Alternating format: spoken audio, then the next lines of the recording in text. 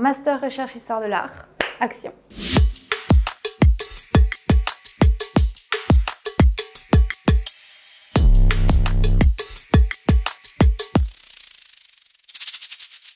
Je suis Marie, je suis en première année de Master Recherche Histoire de l'Art à Aix-en-Provence. J'ai fait un bac général en ES, donc économique et social. Après, j'ai fait une licence Histoire de l'Art, Archéologie, Histoire et je me suis spécialisée en Histoire de l'Art. Et maintenant, je suis en première année de Master Recherche. C'est quelque chose qui me plaît bien, c'est de la recherche, donc en fait on apprend à écrire un mémoire, c'est de la formation à la recherche en archives, dans les bibliothèques, sur internet, comme une enquête en fait sur un sujet qui nous est propre, c'est nous-mêmes qui le choisissons. C'est vraiment un sujet qui me parle puisque c'est moi qui l'ai choisi. Le master que je fais se fait en 2 ans, M1 et M2. Il y a possibilité de faire la M1 en 2 années. Si vraiment c'est un peu trop compliqué la première année pour faire le sujet, on a plus de temps. Et pour ce qui est de la spécialisation, c'est dès le début en fait. Dès qu'on rentre dans le master, on doit avoir déjà une idée du sujet qu'on va traiter dans notre mémoire. On doit savoir la spécialité des enseignants pour pouvoir prendre rendez-vous et être sous la supervision d'un professeur qui va nous guider en fait. Il faut avoir une licence. Après, on passe devant un jury, donc faire une lettre de motivation avec un sujet, montrer qu'on a déjà travaillé, qu'on a déjà des petites idées à l'avance, qu'on a eu des bonnes notes, évidemment, que la recherche c'est quelque chose qui nous intéresse, même pour l'avenir.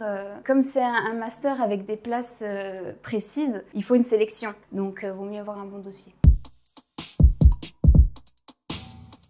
Selon les masters, c'est différent. Je les ai eus au cours du semestre. Là, par exemple, on a la période d'examen en ce moment. J'ai pas eu d'examen particulièrement. J'ai pas eu de partiel. Moi, je les ai eus au cours de l'année. Donc, c'est du travail plus long. C'est des dossiers, travail sur table, des dissertations, présentation des exposés.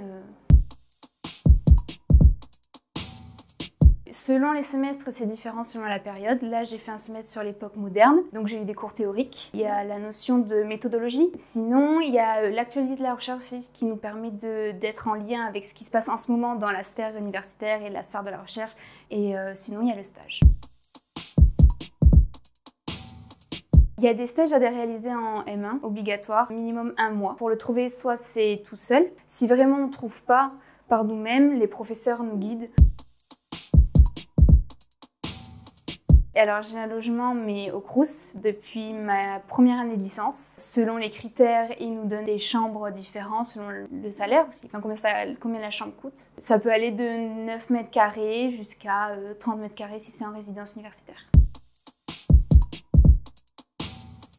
Pour les frais de scolarité, oui, normalement l'inscription à l'université est payante. Mais comme je suis boursière, je n'ai pas à la payer. Par contre, ceux qui ne le sont pas, oui.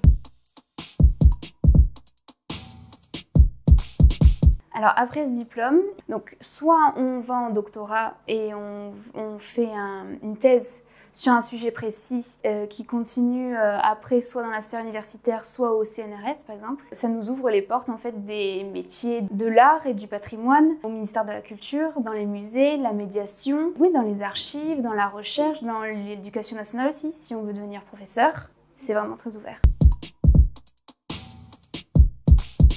Alors personnellement, je ne sais pas trop encore. Déjà comment je m'en sors dans cette rédaction de mémoire qui est quand même assez conséquente. Et sinon, je regarderai les concours selon mes notes et selon ce qui m'intéresse en musée. Alors les qualités requises pour faire ce master-là, déjà il faut être à l'aise à l'oral. On va devoir beaucoup présenter nos sujets de mémoire, que ça soit pendant un exposé, pendant des résumés pendant le semestre ou alors devant un public. Et il faut être curieux aussi. Parce que quand on fait des recherches, il faut avoir l'esprit critique de se dire où est-ce que je pourrais avoir cette information, parce que ça peut être n'importe où, même dans les écrits notariés de l'époque, dans la littérature. C'est vraiment quelque chose qui est pluridisciplinaire et il faut avoir l'esprit ouvert. Il faut être autonome, il faut avoir envie, il faut être passionné. C'est ça qui est cool avec ce master, c'est qu'on choisit notre propre sujet, donc on travaille enfin quelque chose qui nous parle. Et c'est pas des cours théoriques qui nous sont imposés. On va rencontrer des personnes qui s'y connaissent, on va être supervisé par des professeurs qui s'y connaissent aussi, et on va être dans une sphère universitaire qui est vraiment unique, où vraiment les gens se connaissent, il faut se faire du réseau. Et si on est vraiment passionné, je pense que c'est le bon endroit en fait, ou en tout cas on est à l'aise pour faire ses recherches.